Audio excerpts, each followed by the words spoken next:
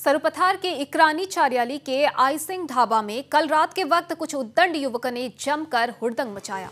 5 युवकों के एक दल ने 3 राउंड हवाई फायरिंग की, जिससे लोग सिहर उठे।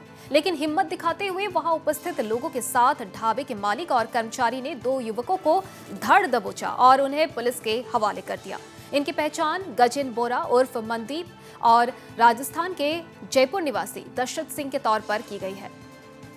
अन्य 3 युवक घटनास्थल से फरार हो गए। আমি ধাবাখন বন্ধ কৰিব লৈছিলোঁ 10:30 বজাত। এনে অৱস্থাতে দুখন গাড়ী আহিলে, এখন ফৰচুনাৰ গাড়ী আৰু এখন ইছুজু গাড়ী।